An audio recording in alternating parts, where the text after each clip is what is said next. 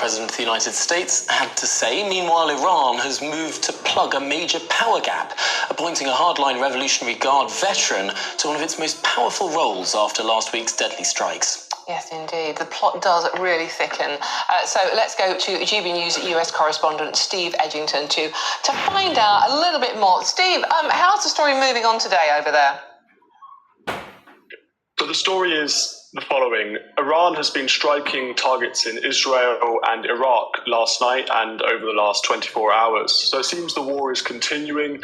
Strikes are ramping up. We saw a huge 1,000 kilogram bomb strike Israel, Tel Aviv, yesterday.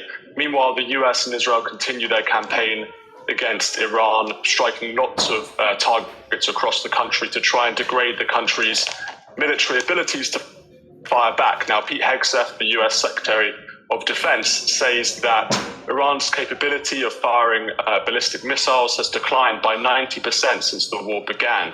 So it appears that the war continues. Obviously, Donald Trump is now talking about peace after 3 weeks of this very, very difficult war for both the United States and Iran. Economically, there has been huge issues around the world, particularly when it comes to oil prices because of the closure of the Strait of Hormuz, where 20% of the world's oil supply runs through. Oil prices hit a major milestone on Monday, $114 a barrel. That has now declined, but it's still around $100 a barrel today on Tuesday. So this is adding huge pressure on the global economy and pressure, obviously, on Donald Trump and the Republicans in the US who are looking towards the midterms in November, worried about a domestic economy which is seeing inflation. Gas prices have already been increasing here in the US, and also stock markets are down. So Donald Trump is under a lot of pressure to end this war. He now wants to negotiate, it appears. Publicly, he is saying he is in negotiations with Iran. Obviously, the Iranians have denied this. The Iranian Speaker of their parliament has said no such talks have taken place. The problems the Americans have is that they need leverage over Iran to open the Strait of Hormuz to allow the oil supply to go through. The Americans are so desperate, frankly, to get the global oil supplies running, that on Friday they actually announced the sanctions relief against Iran of 100 million Iranian barrels of oil are allowed to be sold around the world. That's potentially $14 billion of money basically fueling the Iranian war economy the United States is now allowing because they're so concerned about the price of oil. So there's a huge issue here with global oil supplies, and Donald Trump is now looking at that and saying, we need to end the war quickly. Obviously, he had this demand. You need to open the Strait of Hormuz over the weekend. He said, if you do not open this strait to Iran, we will bomb your energy infrastructure and your power plants within 48 hours. Now, that deadline never occurred because Trump then delayed by 5 days. He's now saying that on Friday, these attacks could begin if the Iranians don't negotiate a peace deal. He's also saying that these talks have been going very strongly and so on. So we will find out, I guess, on Friday whether these talks will have any fruit to them. Meanwhile, in the Gulf states, the US allies are responding. MBS, the sort of de facto leader of Saudi Arabia, he is allegedly or reportedly urging Trump to continue the war against Iran. It's potentially possible that the Gulf states, which have so far been reacting defensively against the attacks from Tehran, could start to go on the offensive against Iran in the coming days. That's what's been reported in the US media recently. So an escalation to the war is possible. Also, we could see de-escalation if Iran does come to the table. There are sources in Tehran, again, according to media reports, that negotiations are ongoing. A major problem that the Americans and the Israelis have is that, frankly, they keep killing the top senior Iranian leadership. So how do you negotiate with a country whose leadership keeps getting assassinated by the United States and by Israel? It's a very difficult situation to know who exactly is in charge. Obviously, Iran is a huge country, 90 million people, and their leadership has been obliterated in the last 3 weeks in these strikes. So we don't exactly know who Donald Trump is negotiating with or talking to. He won't tell reporters that, and he actually said on Monday, the reason I'm not revealing that information is because I'm scared that this person will simply be assassinated and killed. Now, he didn't say about who would kill this person, potentially Israel, I suppose, or the United States. So it's a very complex situation. A lot of the pressures on Donald Trump to end the war domestically, politically. A lot of Republicans are not happy with the war. We've seen a lot of criticism from, frankly, huge podcasters here in the United States like Tucker Carlson and Megyn Kelly, urging Donald Trump to end the war. He was obviously elected on a so-called peace ticket where he said he was going to end these forever wars.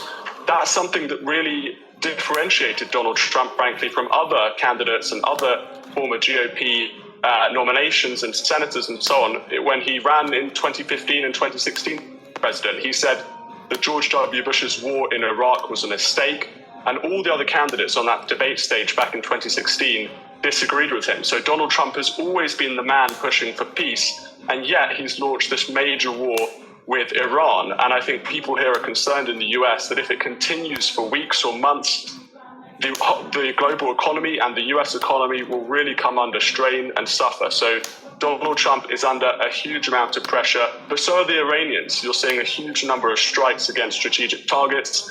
And the question is, who blinks first? The question is whether Iran has the military capability to continue the war, to continue to fight it back. It appears so far that they have had that military capability.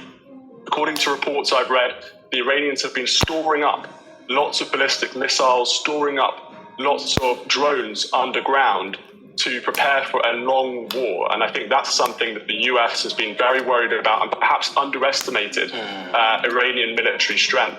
Similar thing, you could compare this to the war that Putin launched in 2022 against Ukraine. He expected that country would fall within a matter of days. Obviously, that didn't happen. We're still fighting 4 years later. And in Iran, I think perhaps Donald Trump kind of was a victim of his own success in previous strikes. You saw in Venezuela a very swift, successful operation to remove President Maduro.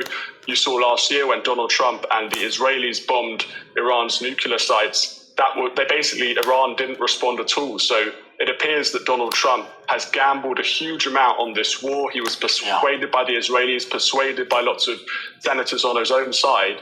And the question now is, can the war end quickly? And can Donald Trump do it in such a way to save face and to have a peace with honor? High stakes. Steve Edgington, thanks indeed for joining us there live from Washington, D.C., our United States correspondent. Yeah, thank you very much, Steve. Very high stakes indeed, not to mention for the people that are actually in Iran who are suffering not only bombing but also torture by their own people, their own regime. Okay. There's lots more coming up on today's show. Transgender girls have been given until September to leave the Girl Guides. We'll be discussing this developing story after the break. Well, all of that and more to come with GB News, Britain's news channel.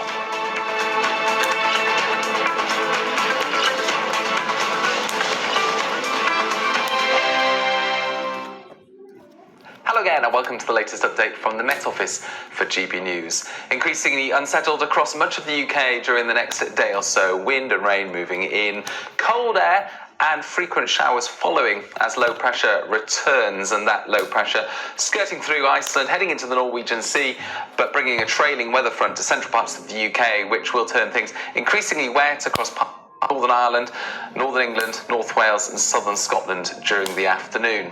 Ahead of that, largely cloudy with a few spots of rain into southwest England and South Wales, but otherwise dry, although breezy. 15 Celsius in the southeast. It's also windy in the north, gales in places, and turning colder to the north of the band of rain, with frequent showers moving into central and western Scotland as well as Northern Ireland. These showers merging into longer spells of rain at times, but increasingly it will turn a bit